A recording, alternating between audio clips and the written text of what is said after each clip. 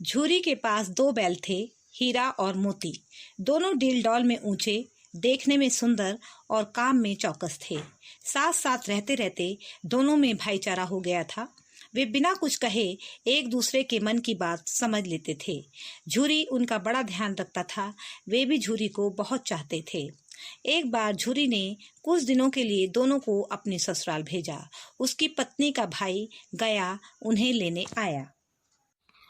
गया, तुम आ गए। मैं कुछ दिन के लिए हीरा और मोती को तुम्हारे घर भेज रहा हूँ। हाँ, मैं इन्हें लेकर जाता हूँ।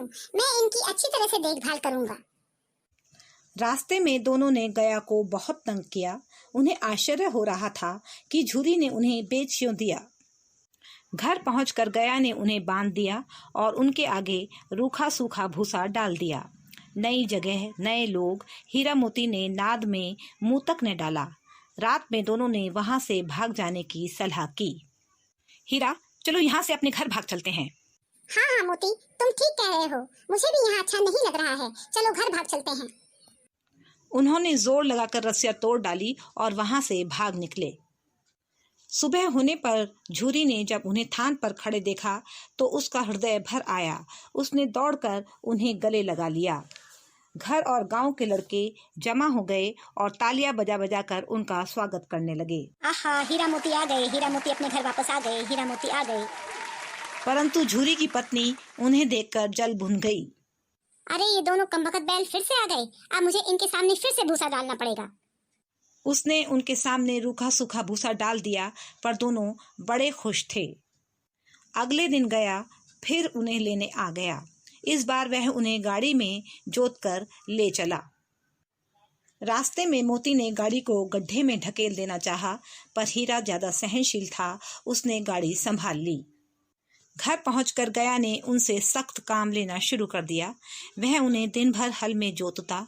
झूरी ने कभी उन्हें फूल की छड़ी तक से नहीं छुआ था, पर गया जब तब उन्हें खूब पीटता। मोटे रस्से से बांधकर उनके सामने रूखा सूखा भूसा डाल देता। दोनों लाचार निगाहों से एक दूसरे को देखते रहते। तुम दोनों ने मुझे बहुत परेशान किया है। लो, अब मार खाओ और काम करो। गया के घर में एक छोटी सी लड़की रहती थी। उसकी सौतेली माँ उसे बहुत मारती पीटती थी।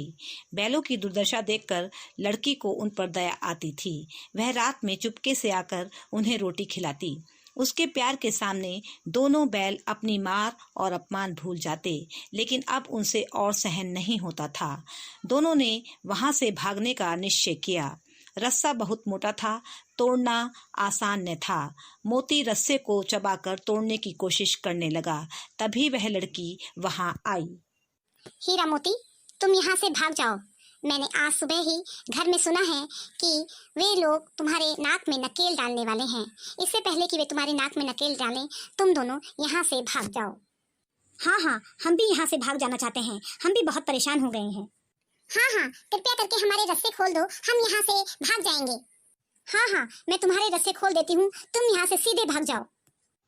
लड़की ने सुबह घर में सुना था कि आज हीरा मोती की नाक में नकेल डाली जाएगी। उसने उन दोनों के रस्से खोल दिए। दोनों वहां से भाग निकले। थोड़ी देर बाद लड़की ने शोर मचा दिया कि बैल रस्सी तोड़कर भाग गए हैं। अरे, हीरा मोती भाग गए, रस्सी तोड़कर भाग गए। कोई पकड़ो, हीरा मोती भाग गए। गया उनके पीछे दौड़ा। बैल थे कि सीधे भागते चले गए। उन्हें रास्ते का भी ध्यान न रहा। गया को खाली हाथ ही घर लौटना पड़ा। आजादी की सांस ली। रास्ते में उन्हें एक सांड मिला। सांड हीरा मोती की ओर लपका।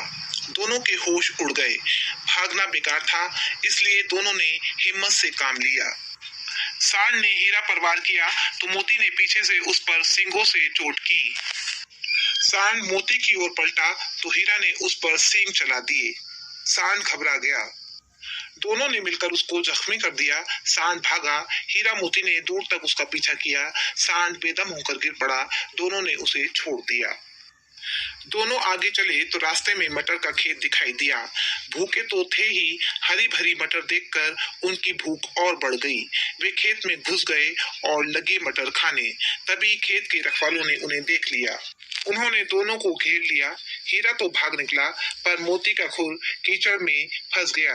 वह न भाग सका। उसे संकट में देखकर हीरा भी वापस आ गया। दोनों को पकड़कर कांजी हाउस में बंद करवा दिया गया। हीरा मोती ने देखा कि कांजी हाउस में और भी बहुत से जानवर थे। भैंसे, घोड़ियां, घोड़े, गधे, सब के सब मरियल, कमजोर, दुबले पतले। सारा दिन हीरा मोती को खाने पीने को कुछ नहीं मिला। रात हुई। मोती ने हीरा से कहा कि दीवार तोड़कर बाहर निकल चलते हैं। चलो हीरा, बहुत हो गया, अब यहाँ से हम भाग चलते हैं। दीवार पर चोट करते हैं, दीवार को तोड़कर यहाँ से भाग निकल जाते हैं। उसने सींग से दीवार पर चोट मारनी शुरू की।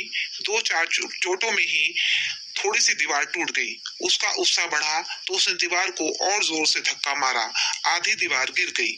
दीवार गिरते ही घोड़े, घोड़ियां, भैंसे और बकरियां भाग गई। मोती ने गधों को भी सींग हिला हिला कर भगा दिया, पर हीरा चलने को तैयार न हुआ। नहीं, मैं यहाँ से नहीं जाऊंगा। तुम्हें जाना है तो तुम भाग जाओ। नहीं हीरा, मैं तुम्हें छोड़कर कैसे जा सकता हूँ? मैं भी नहीं जाऊंगा। उसने मोती से कहा कि वह भाग जाए, पर क्या मोती अपने मित्र को छोड़कर जा सकता था? वह भी हीरा के पास आकर लेट गया। सुबह होते ही कांजी हाउस में खलबली मच गई। हीरा मोती को मोटे मोटे रस्सों से बांध दिया गया और मरम्मत हुई सो अलग। 1 सप्ताह तक उन्हें तिनका तक भी खाने को न दिया गया। बस दिन भर में एक बार पानी जरूर दे देते थे। दोनों इतने कमजोर हो गए कि उनसे उठा तक न जाता था। उनकी हड्डियां निकल आई थी। एक दिन कांजी हाउस वालों ने हीरा मोती को नीलाम कर दिया। लाल लाल आंखों वाले दड़ियल आदमी को देखते ही दोनों के दिल कांप उठे। वह आदमी उन्हें लेकर चल दिया। रास्ते में गाय बैलों को मजे से जुगाली करते देख उन्हें अपनी दशा पर रोना आ रहा था। तभी दोनों को लगा कि रास्ता तो जाना पहचाना है। वही खेत, वही बाग, वही गांव जिस रास्ते से गया उन्हें लेकर गया था। हमारा घर पास ही है। ऐसा सोचते ही दोनों की चाल तेज हो गई।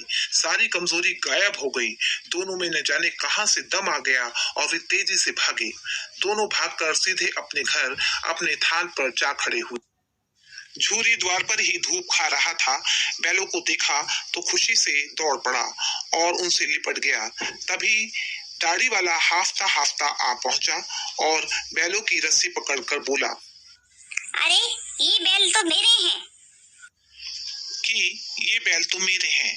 मोती ने आव देखा न ताव झट से दड़ियल पर सींग चला दिए। दड़ियल जान बचाकर भागा। जरा देर में ही नाद में खली, भूसा, चोकर, दाना भर दिया गया। दोनों मित्र खाने लगे। झूरी खड़ा उनकी पीठ सहला रहा था।